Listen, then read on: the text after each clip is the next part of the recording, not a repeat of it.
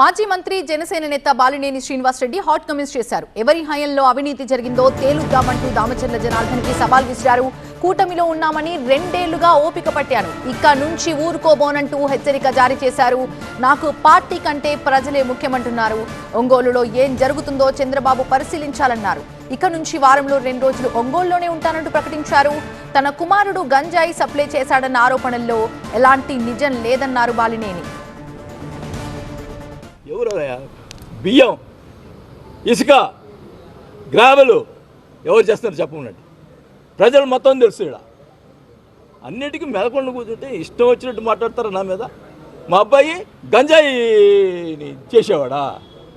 ప్రజలకి భోజనం పెట్టేవాళ్ళం మేము, గంజాయి పెట్టేవాళ్ళం కాదు. ప్రజలకి భోజనం పెట్టాము. గంజాయి ఏం మాట్లాడతారయ్యా? దుర్మార్గంగా ఈయనంట గంజాయి అరిగట్టాడంట, మీతో అప్పుడు అంతా గంజాయి అంతా మా అబ్బాయి సప్లై చేశాడా? నువ్వేమి తిన్నావా సప్లై చేసినప్పుడు?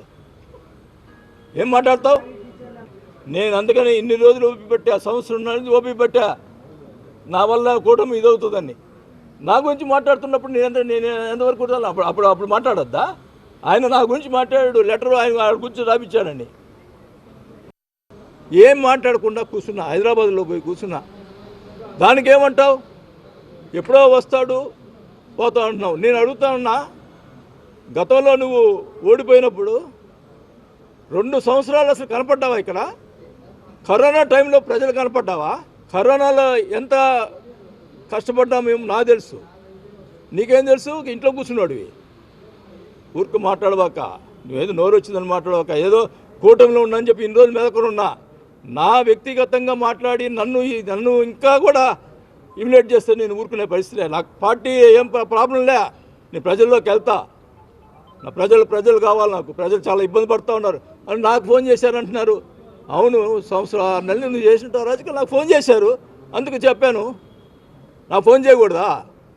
నేను 5 సార్లు ఎమ్మెల్యేగా ఉన్నా ఒంగోలులో, 2 సార్లు మంత్రి చేశా. నాకు ఫోన్ చేయగలదా ప్రజలు? చేయకూడదా?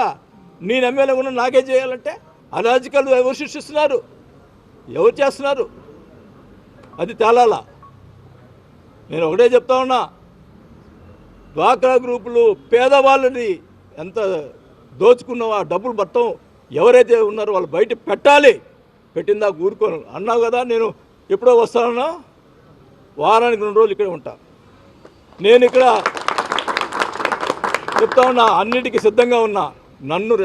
నన్ను కామ్గా ఉన్నోడిని అనవసరంగా బయటకు తీసుకొచ్చావు. నేను ఇంక ఊరుకునే పనిలే, నాకేం పర్వాలా.